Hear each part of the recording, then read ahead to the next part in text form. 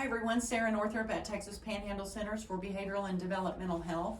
I'm joined today by Ruth Sullivan and Syndia with our FAYS program, and that's FAYS. So I'm going to turn it over to them so they can tell us a little bit about this program.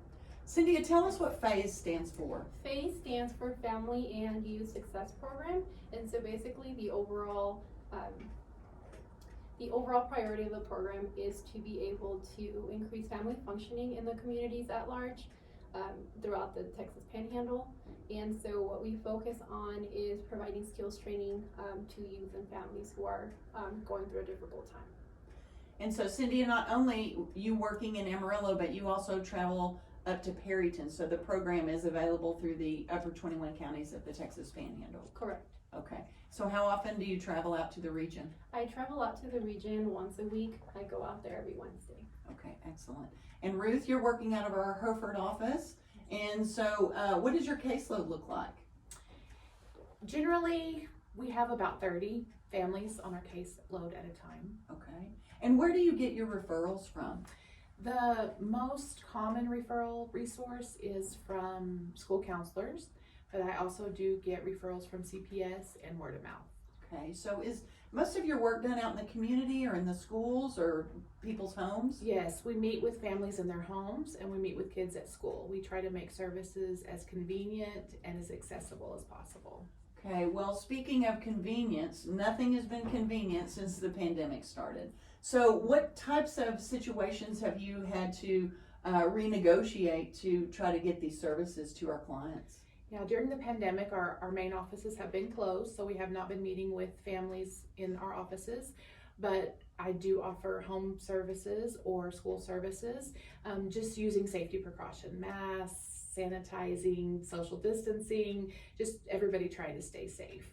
And I think it's really important to provide those services, Syndia, where people are. If they're in school, if that's kind of where they're having some difficulties, then you can kind of work with the personnel at schools. Is that correct? Yes, that's correct. Okay. We are allowed to have, sessions with our youth inside the schools and at their homes as well. And really, that's not a disruption to their school schedule, and hopefully it's helping them in that environment, be more successful and, kind of work on some of those things while they're at school as well.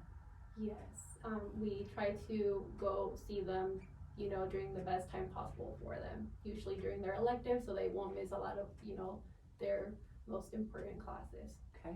So tell me about a client that really made a difference for you, that you really feel like, had benefit from the services that we offer. Yes, so I had a 14-year-old female who I've had an opportunity to work with, and so at the beginning of services, this youth was struggling with drug use, was hanging out with not really good influences, and so she had a lot of anger issues as well, and so I was able to teach her some good coping skills to help her get through those difficult times, and as well as work with her family to have that support as well. So towards the end of her graduating from our program, she was able to turn her life around and make better choices and be successful. That's great.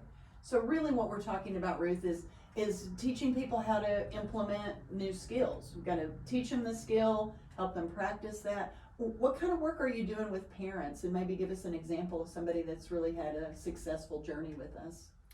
Well, a lot of times with parents, we see frustration and sometimes anger. And so we can work with the whole family, not just the child, which is a good thing about our program. We are able to teach the parents the anger management skills that we would also teach the youth, and so the whole family can benefit from that. So I count it a success when I hear a youth say, my mom is yelling less, or my dad is yelling less. So I think that's a good thing. I think that's excellent. Anything else that you want people to know about your program? I think what's important and what's good about our program is we are very strengths-based, and we looked at protective factors, and so we look at what are you doing right, and let's increase that instead of, oh, you're doing everything wrong. We try to stay our language is very positive with parents, and like I said, we look for those strengths, and we praise and encourage to grow those strengths. And really, this is a program about early intervention. And the sooner we start working with kids and families, then the better chance they have to be successful in the community. And that's a benefit to all of us, isn't it? Yes.